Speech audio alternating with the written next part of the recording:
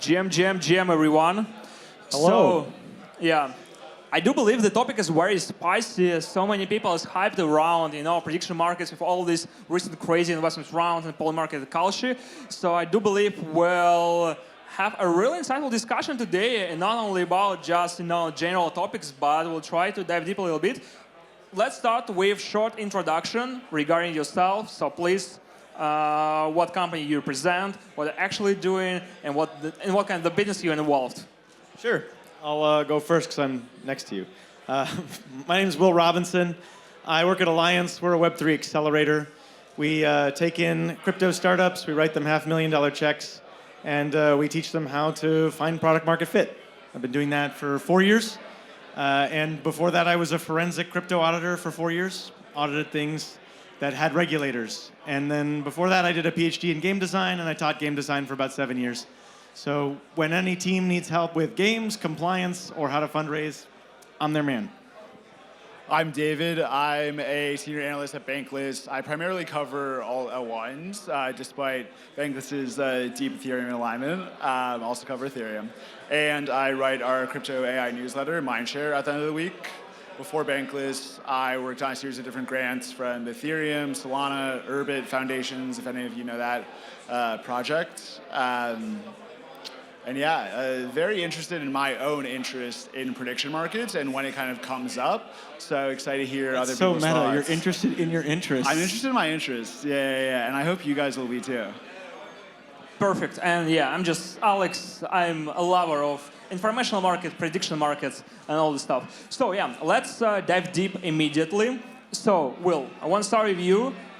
Me personally, I do believe we live in an age of kind of misinformation, in an age where a lot of biased things around us, and a lot of people, they actually take prediction markets as, let's say, media, of the new age, right? The recent Vitalik's post, as soon as he sees something in the New York Times, he's going into poly market to verify is it true or not. So let me know, please, prediction markets in the age of this legacy media, this misinformation, a lot of biased things, can they help to fight with this misinformation? And probably you think they will completely change the landscape of how we work with information?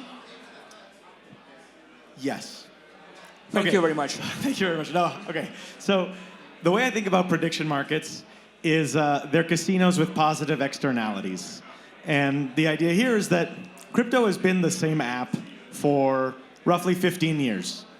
The premise is always pick the horse that's undervalued, dump as much money as you can into it, hope it outraces the other horses, and exit on your exit liquidity. Am I going to buy Dash or Litecoin? That's like 2015.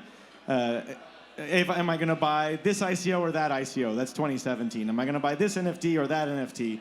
That's 2018. Am I going to buy this friend tech, media influencer or that friend tech media influencer? And it's been the same sort of rigmarole with now, meme coins, this meme or that meme.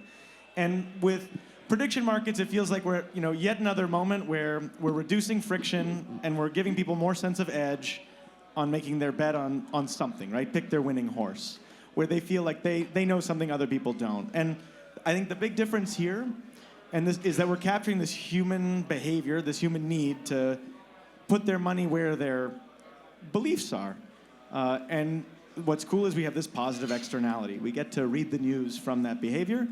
And what's cool is that over time, the people who are delusional get poorer and poorer, and the people who are able to predict the future get richer and richer, and only we get to benefit from that change. And so, yeah, I think not only are these things going to be predictive for the news and of understanding what's going on, but they're going to get more and more predictive as the market becomes more competitive. And we're going to know sooner and sooner when reality changes. Yeah, I like the point of the delusional get poorer and poorer. It's nice that there's potentially financial liabilities to living in your own world, as there should be, in my opinion.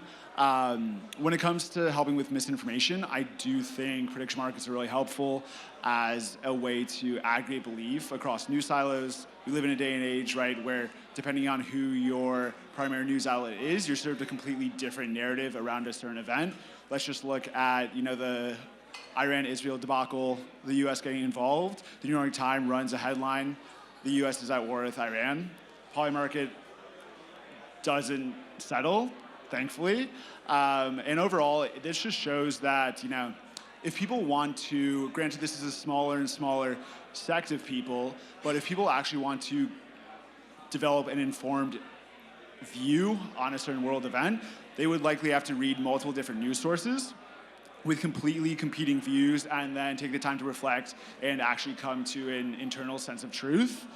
With prediction markets, you sort of have a shortcut here. Granted, that shortcut is as good as the depth of the market for an event, but traders have the financial incentive to do all that work for you and then actually gauge whether or not something will happen, something is important, something did happen, because they have financial upside or financial downside for it. So it's a really useful tool in my eyes for serving as that information synthesis.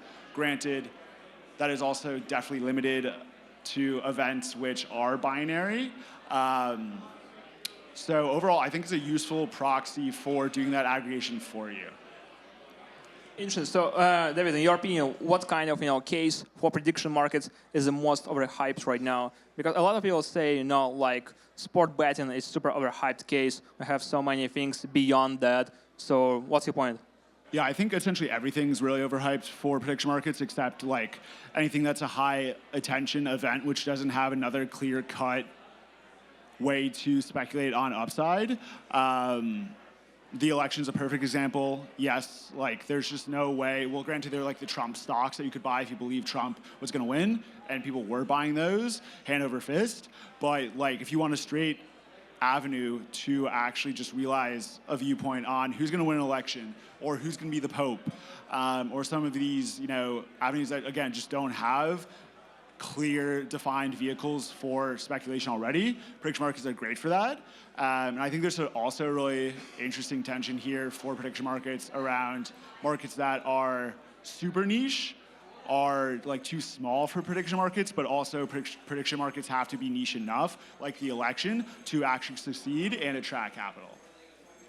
Guys, by the way, a short question for our audience. Could you please raise your hand if you made at least one bet on poly market for your whole life? Perfect.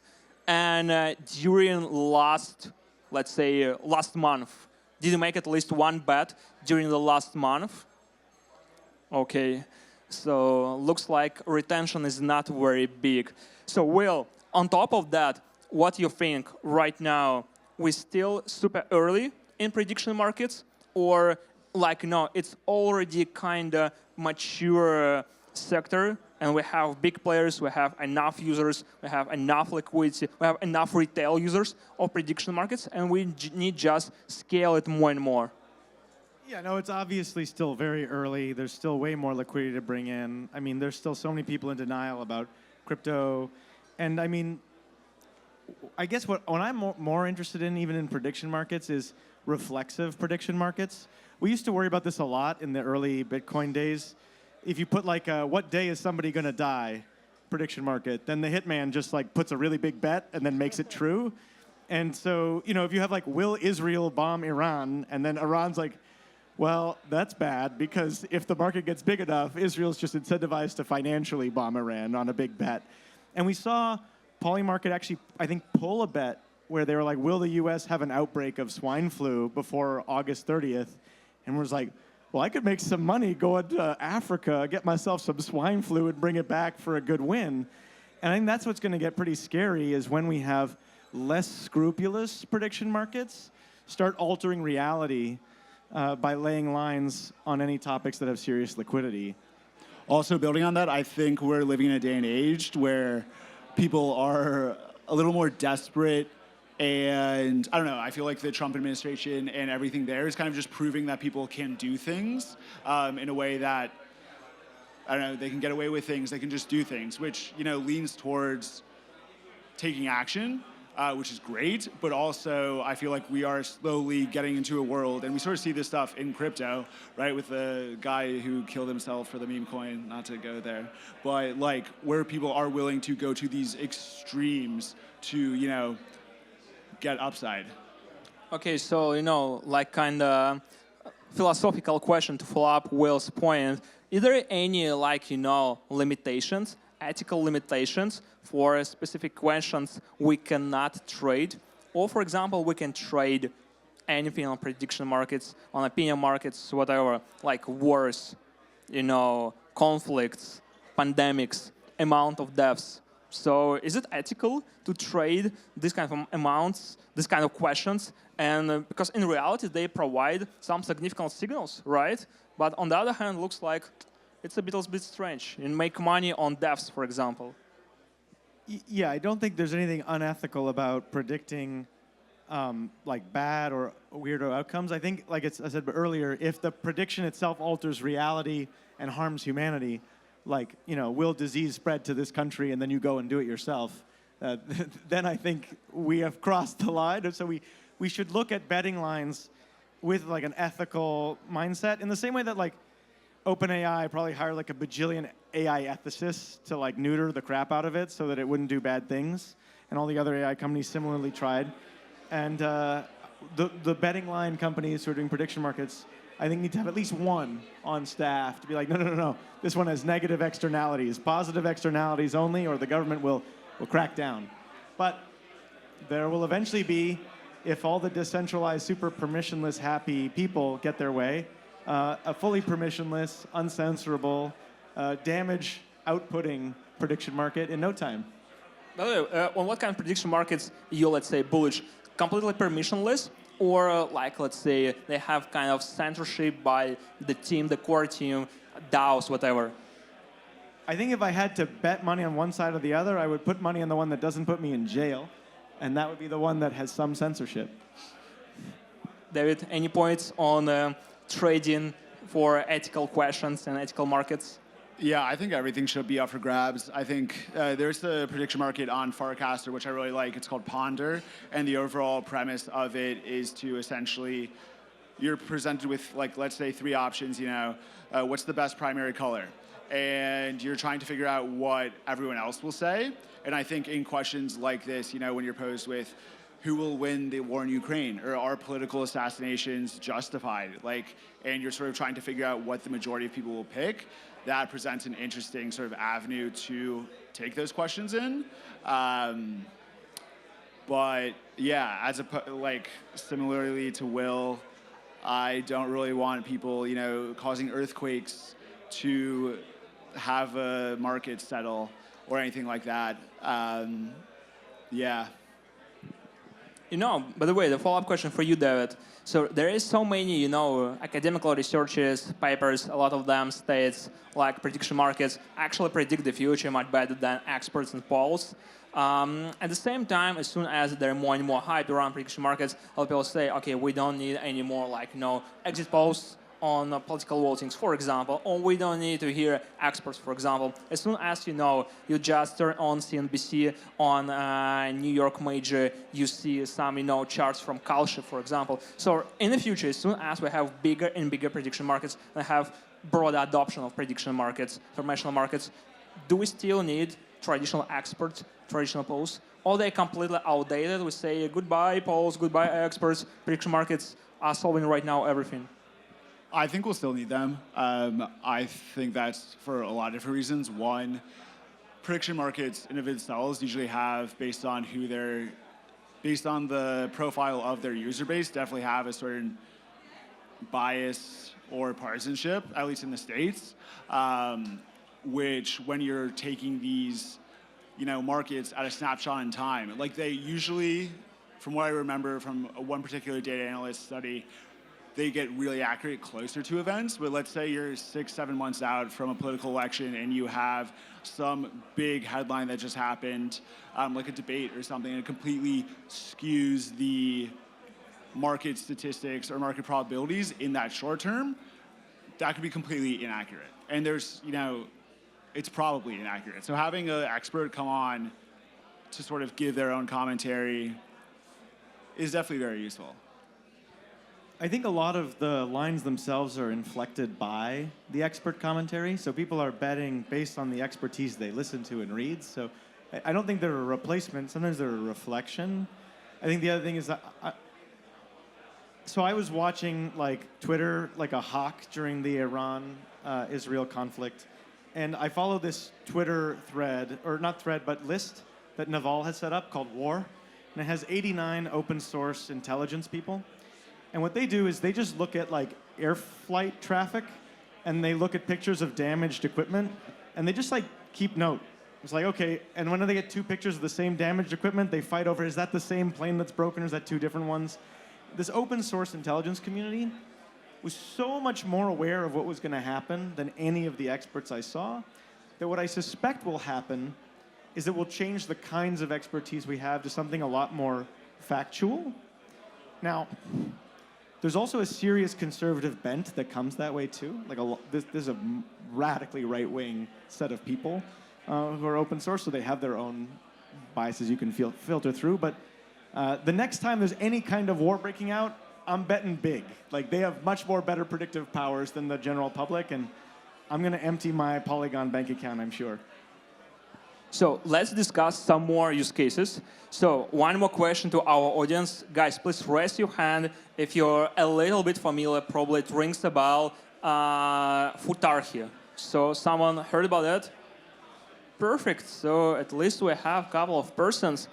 So long story short, Futarchy is a pretty interesting concept. Has been created by Robin Hanson at the beginning of the century. The idea is to use prediction markets in decision making. So cool stuff, right? And there are some very interesting use cases right now, how users and developers, they try to put Futarchy into DAOs, governance, and results are really awesome, right? So people, they start to participate really a lot. So there is some, just experiments in optimism, grants governance with Futarchy as well.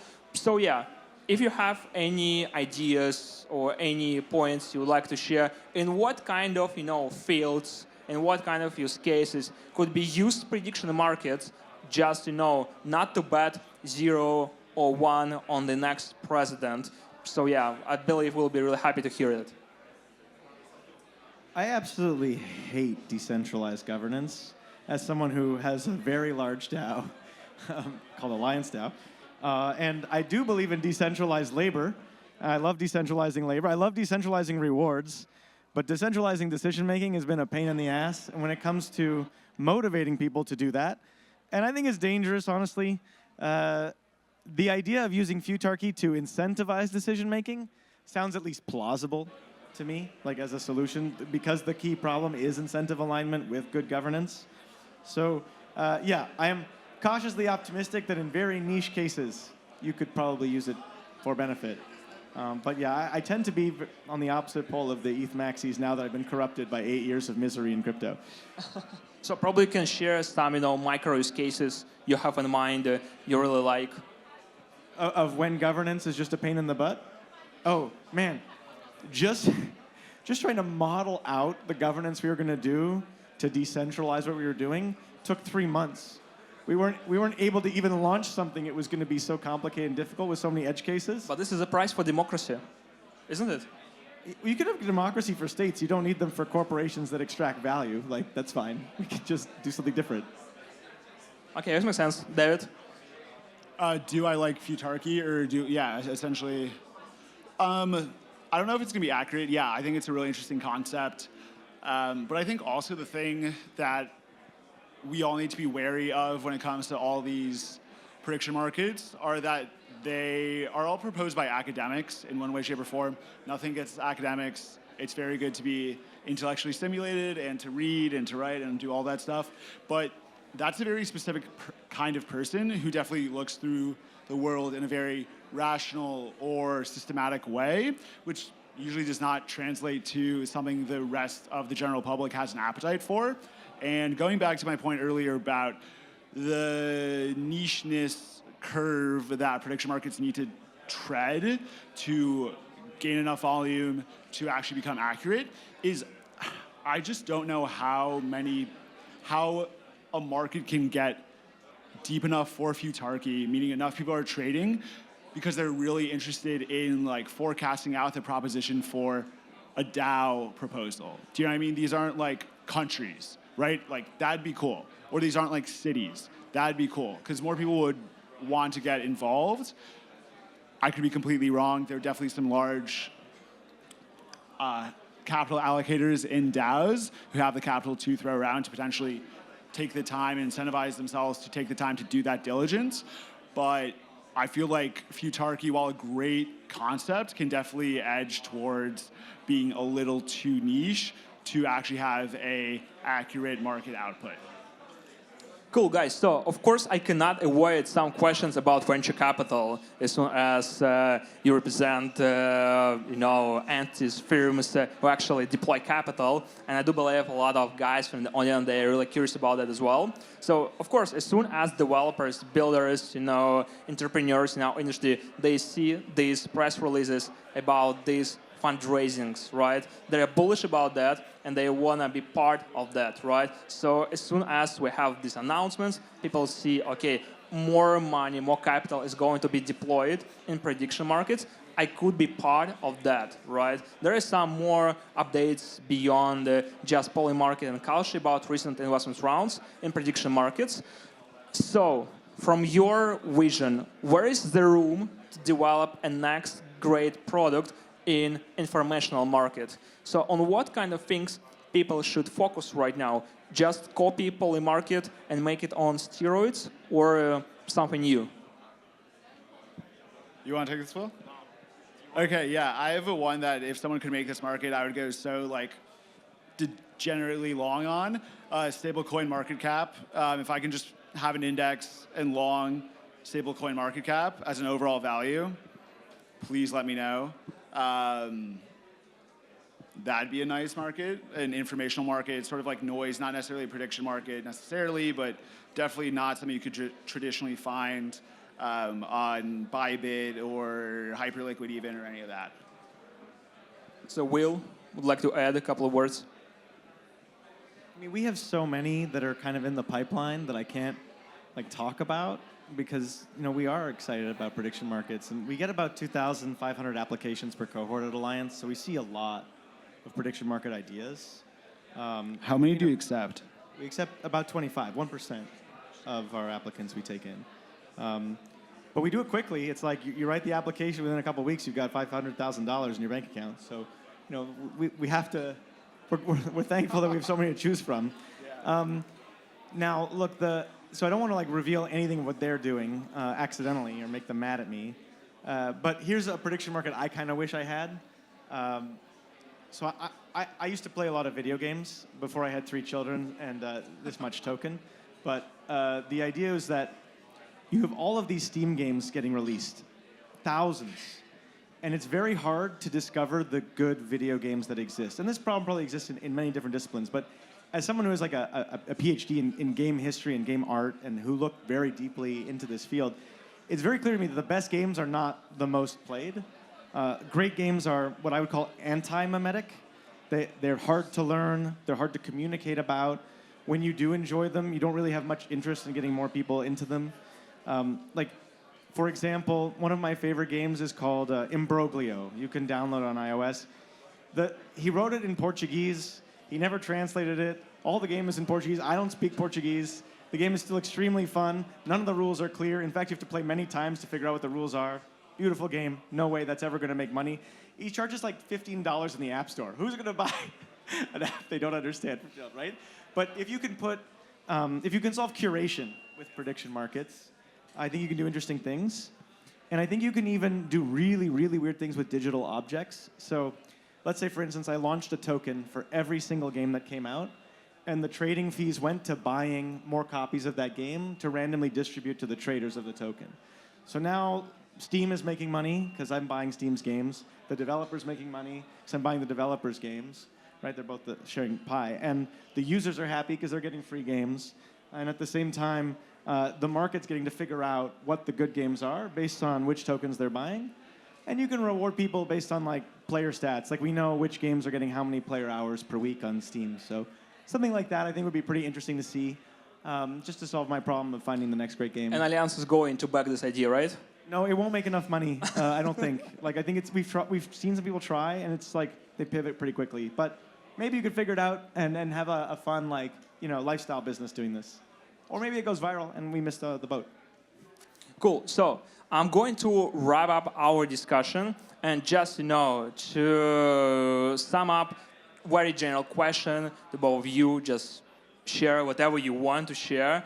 What kind of expectation you have with this sector? What can we expect in prediction market field from different perspectives, like regulations, new products, adoption, more capital deployed, deeper liquidity, probably some bans in different jurisdictions, whatever. So how we see actually the field of prediction markets in next short and mid-term, 1 to 3 years? What's your expectation? If you have no expectation, it's fine. This is also the point. Yeah, I think I'm just, the concept of Bayesian reasoning, like you make a guess as to something, and if you're wrong, then you would adapt the next time to change the way you guess. I think I've guessed wrongly so many times that I now, through Bayesian reasoning, know not to guess. I leave that to other people on the investment committee, not me. Yeah, I think the one thing I would say, similarly to Will, but also just what I said earlier, I just saw a raise announcement for a prediction market, which I will definitely test out. But permissionless, anyone can deploy a prediction market. And as I said, I don't really expect any of these to gain significant mind share or volume or, sadly, retention. I think, when there's a niche prediction market, when essentially you're just placing a bet in a group chat about will X person actually, get some medical test results back. It's a very specific example because it's happened. You don't really need a prediction market infrastructure to do that. If you have a trusted person and trust in the group chat, you can usually just sort of facilitate that there. I don't know. I just think prediction markets are a lot trickier to pull off than the theory of them suggests. I think they will always have a huge run-up for elections and be a really useful tool then. But even for sports, there's so many better ways to bet on sports than prediction markets, if that's your thing. So I think they're reserved for specific use cases, and they can very much be over-intellectualized. Is the specific use case just insider trading? Like, it sounds like, oh, Biden died in his private room, and I'm his wife, and now I can make a couple grand just betting on Polymarket that he's dead. Like, yeah, Jill's gonna bet. Yeah. Just seems like that's what we're gonna get out of this, is somebody with extreme asymmetry and information dumping on everybody who doesn't have it. That is an interesting thing to think about. It's like, also, how does Polymarket they've broken news a lot quicker than other major news outlets have, and that may just be the bureaucracy of the New York Times or something like that. But is it just they see a bet placed by someone who's definitely an insider and they can telegraph on that? All I know is crypto overall transmits information a lot faster than legacy media. And if we want to talk about prediction markets being the next iteration of media, I think it's overall crypto, just given the first one to launch a meme coin makes some money. And that makes them want to tell everyone else the Pope died before, or the Pope, the new Pope has been elected, right? Guys, that's it for today. First of all, thank you very much. And tech stage is almost done, but we still have live events, so networking and main stage is going, so please enjoy the conference. Thank you very much for being with us. Thank you. Thank you.